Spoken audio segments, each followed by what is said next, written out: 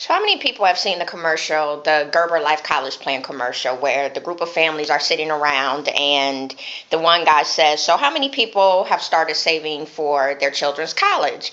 One couple says, "We haven't. I don't know where to start." And the other couple said, another couple comes out and says, "Well, we have. We found the Gerber Life College Plan, which is also a life insurance plan." I've seen that commercial a million times. I'm sure everybody else probably have seen it at least once.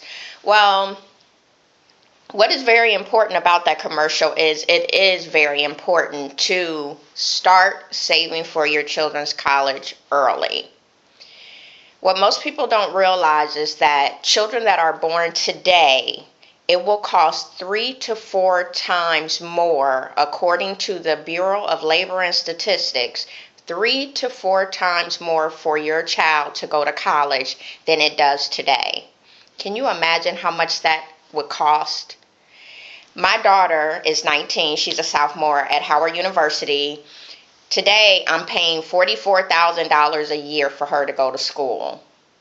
3 to 4 times more. Can you, in what, 16, 17 years for those of us who have younger children as well, or 18 years for people who are just starting to have children? That's a lot of money. So what I want to do is just kind of inform everybody about the importance of saving for college and the options out there that we can use to pay for our children's college. So most people know about scholarships and grants and loans. Of course, those are the things that are out there and you can see them. You can go to websites, you can search for them. A good place to start for that is FAFSA. We all have to complete the FAFSA if you're attending college and you're using any type of financial aid. That's the form that we complete, and it tells the school what our income level, well, not our income level, but how much we can afford to pay for our own education. And then the school looks at that and says, okay, well, you're in a certain percentile, so we can afford to give you a Pell Grant, or you can only, because of your income, you can only get a student loan. So that's what the FAFSA is for. But the FAFSA also has places that can help you plan out paying for college. So you can go and find scholarship websites, grant websites, and things like that. So it's a very useful website outside of just filling it out and helping your school figure out how much money they're going to be allotting to you for your education. Another important plan is called the 529 plan. I'm not sure if many people have heard of that, but the 529 plan is kind of like a savings plan for college education. And it comes in two plans. There's a prepaid plan and then there's a savings plan. A lot of states no longer offer the prepaid plan because of the downturn in economy, so they're no longer supporting that. But basically what the prepaid plan is you start now, you start saving money, you start putting money into this plan towards in-state college tuition cost only. Not, of course, room and board and any other fees, but in-state college tuition.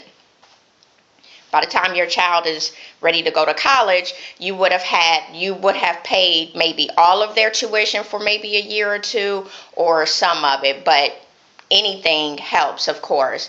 The downside to that is that if your child decides that they don't want to go to an in-state school and they end up going to an out-of-state school, when you take that money out so you can use it for another school, you get penalized. So you may end up forfeiting some of your money, so you're not getting all of that money back. So that's a big downside to the prepaid 529 plan.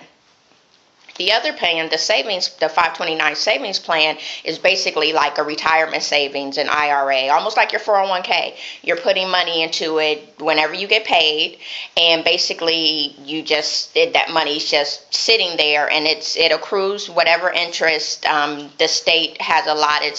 Right now it's about 7%.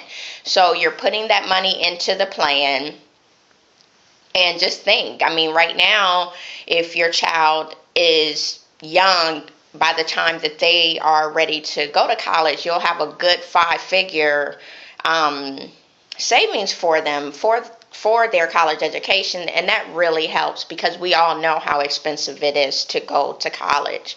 So what I want to leave you with is, please understand that parents will pay about 2/3 of their children's education out of their pocket. So that's either via your 401k, loans, or any savings you have.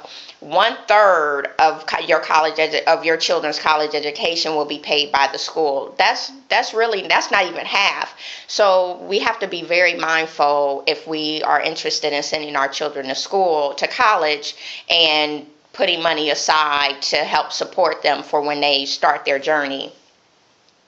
One of the important things I want to leave you with in my closing is that it's less expensive to save for college than it is to borrow. So please be mindful of that. And if you are planning on sending your children to school, today is the day to start planning for how you will pay for it. Thank you. If there aren't any questions, have a wonderful evening.